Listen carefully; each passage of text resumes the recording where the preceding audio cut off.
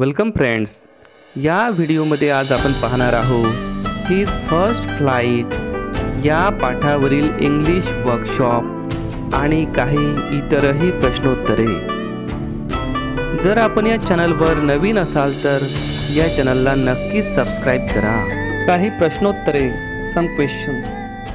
First question, what did the young seagull feel? Young सीगलला कसं वाटलं? The young seagull felt that he would not fly across the sea and his wings would never support him. त्याला वाटलं की तो उडू शकणार नाही आणि त्याचे पंख पण त्याला सपोर्ट करणार नाही. Question number 2, Why did the young seagull feel hot? Young सीगलला खूप गरम वाटायला लागलं कारण the young seagull felt hot because the sun was ascending. कारण सूर्य वर चढत होता.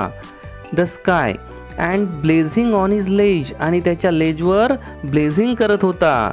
As he was hungry since previous night आणि त्यातच तो कालपासून भुकेला सुद्धा होता, उपाशी सुद्धा होता, म्हणून त्याला खूप गरम वाटलं. Question number 3, what were the young seagull's parents doing? Young सीगलचे पेरेंट काय करत होते?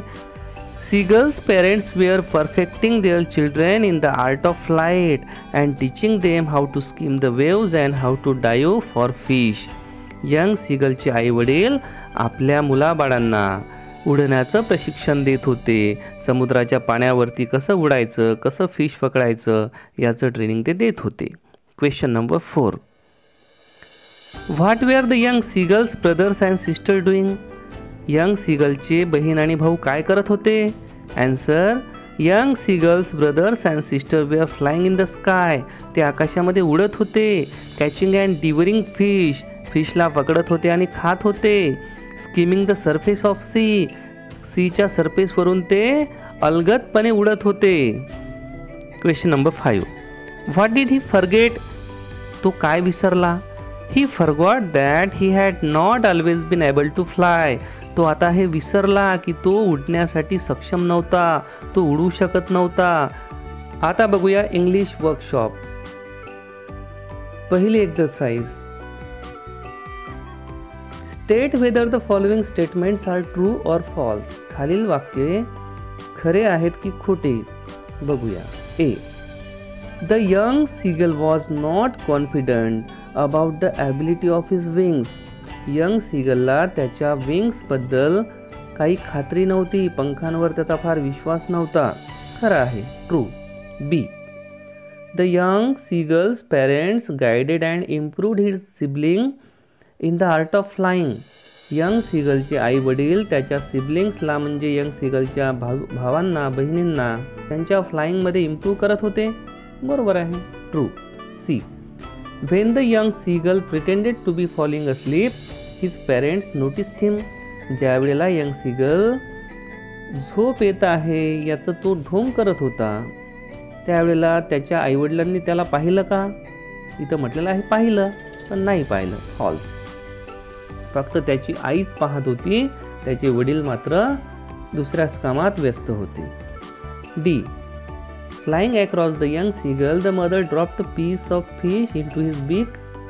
जेव्हा यंग सीगलची आई त्याच्याकडे उडत आली त्यावेळेला तिच्या चोचीमध्ये एक फिशचा तुकडा होता. तो फिश तिने यंग सीगलच्या बीकमध्ये टाकला असं इथं म्हटलेलं आहे, पण हे रॉंग आहे, फॉल्स आहे. False. Exercise number 2, complete the following statements. आता आपल्याला स्टेटमेंट्स पूर्ण करायचे आहेत.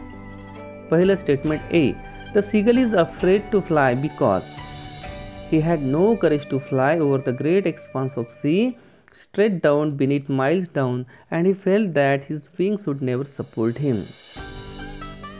B, young birds are afraid to make their first flight because, as it is their first flight, they cannot trust on their wings and there is much fear of failure.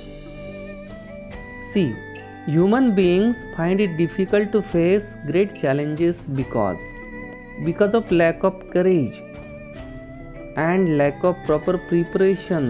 They become nervous and cannot fight against the challenges. Human beings डिफिकल्टीला face करू शकत नाही कारण त्यांच्यामध्ये lack of courage असतं आणि आलेल्या डिफिकल्टीला कसं हँडल करावं, कसं टॅकल करावं, कसं फाईट करावं याचं प्रॉपर प्रिपरेशन नसल्यामुळे ह्युमन बीइंग्स लवकरच नर्वस होतात and that's why they find it difficult to face great challenges. Third exercise, read the following words carefully and make meaningful sentences of your own and write in your notebook. आता काही शब्द दिलेले आहेत, ते शब्द पाहून आपल्याला आपले काही सेंटेन्सेस बनवायचे आहे. पहिला, प्लेंटिवली. प्लेंटिवली म्हणजे व्याकुळतेने.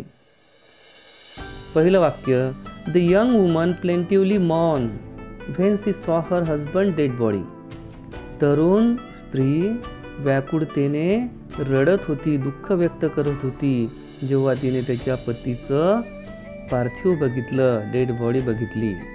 दुसरं, a beggar plaintively looked at me. भिकाऱ्याने माझ्याकडे प्लेंटिवली बघितलं. प्लेंटिवली म्हणजे व्याकुळ नजरेने. तिसरं, the children were weeping plaintively. मुले अतिशय व्याकुळ होऊन रडत होती.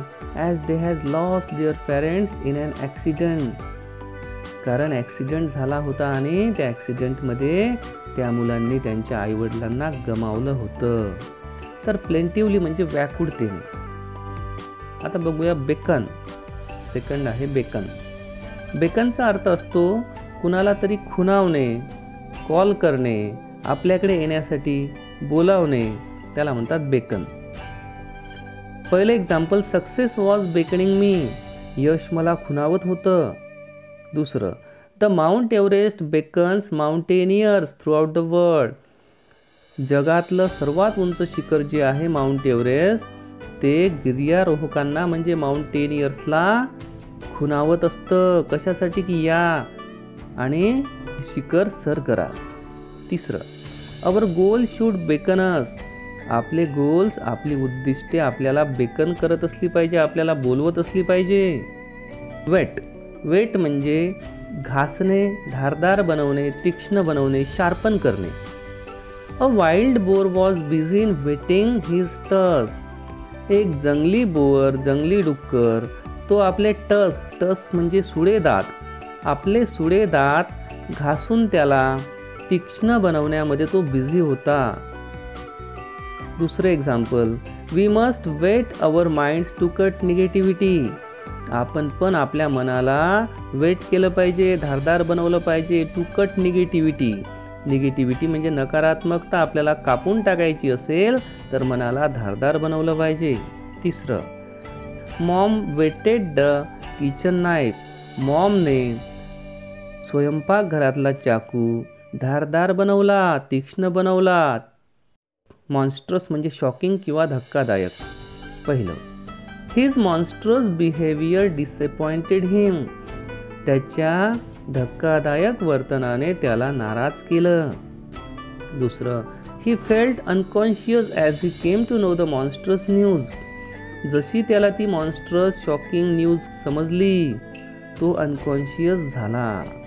तिसरं, army could not understand how to fight against monstrous attack. आर्मीला हे बिलकुलच समजलं नाही की या मॉन्स्ट्रस अटॅकचा आता प्रतिकार कसा करावा, कारण तो अटॅकच कसा होता, मॉन्स्ट्रस शॉकिंग होता. आता बघूया कर्वेटिंग. कर्वेटिंगचा अर्थ आहे आनंदाने, उमेदीने उड्या घेणे किंवा भरारी घेणे, आकाशामध्ये उडणे किंवा जमिनीवर पण उडत जाणे किंवा उड्या मारत जाणे, याला म्हणतात कर्वेटिंग. पहिलं, players ran curvetting after winning the match. सामना जिंकल्यानंतर खेळाडूंनी आनंदाने उड्या मारल्या. दुसरं, birds fly curvetting in the sky. पक्षी आकाशामध्ये आनंदाने किंवा उमेदीने उड्या घेतात किंवा भरारी घेतात. तिसरं, crow walked curvetting around a dead animal. मृत प्राण्याच्या अवतीभवती कावडा आनंदाने उड्या मारत फिरत होता किंवा फिरला.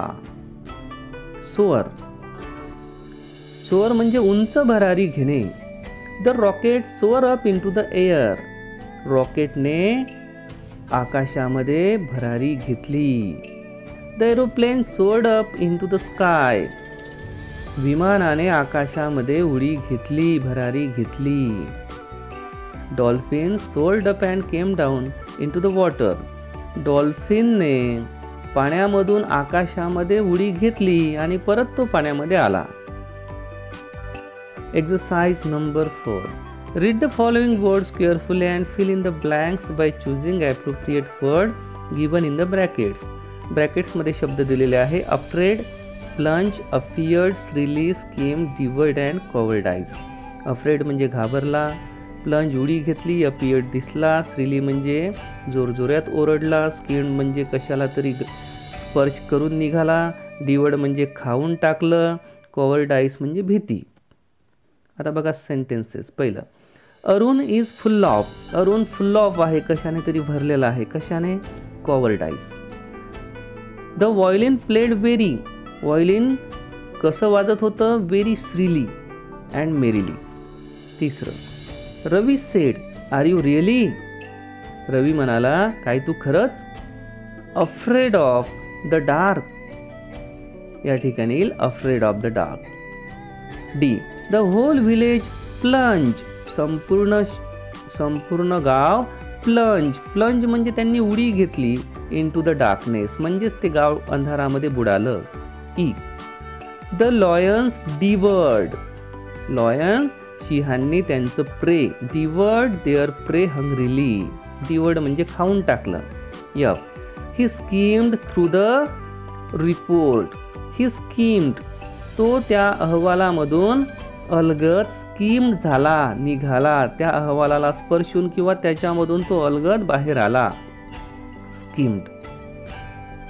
One by one the stars appeared in the sky.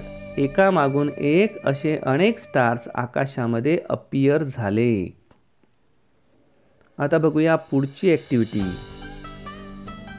Read about the space mission of Sunita Williams. Imagine you are going to interview her. Frame 10 to 12 questions. Interview relevant questions regarding her early life, training, education, her actual flight into space, future plans, her message to viewers. या मुद्द्यांच्या आधारे आपल्याला Sunita Williams यांना काही प्रश्न विचारायचे आहे. त्यांचा इंटरव्ह्यू आपण घेत आहोत. बघा आता काही कसे प्रश्न विचारले पाहिजे. पहिला, वेअर आर यू फ्रॉम. आपण कुठून आहात म्हणजे कुठे राहता. How did you bring up. तुमचं पालनपोषण कसं झालं, कुठे झालं, म्हणजेच तुमचा जन्म कुठे झाला, तुमचं प्राथमिक एज्युकेशन कुठं झालं, असं त्यामध्ये आपल्याला विचारायचं आहे. तिसरा, where did you complete your graduation from. तुम्ही तुमचं ग्रॅज्युएशन कुठे पूर्ण केलं. चौथा, what was your hobby in your childhood. बालपणामध्ये तुम्हाला कुठला छंद होता. पाचवा, how did you manage to become an astronaut. तुम्ही ॲस्ट्रॉनॉट कशा काय बनल्या, तुम्ही कसं मॅनेज केलं. 6, how did you feel in to the space. तुम्ही ज्या वेळेला स्पेसमध्ये होत्या त्यावेळेला तुम्हाला कसं वाटलं. 7, is there in special training for an astronaut to go into space. ॲस्ट्रॉनॉटला स्पेसमध्ये जाण्यासाठी काही स्पेशल ट्रेनिंग असते का. या प्रश्नाचं उत्तर येस नो वगैरे राहील. 8वा प्रश्न, what are your future plannings. आपले फ्युचर प्लॅनिंग्स काय आहेत मॅडम.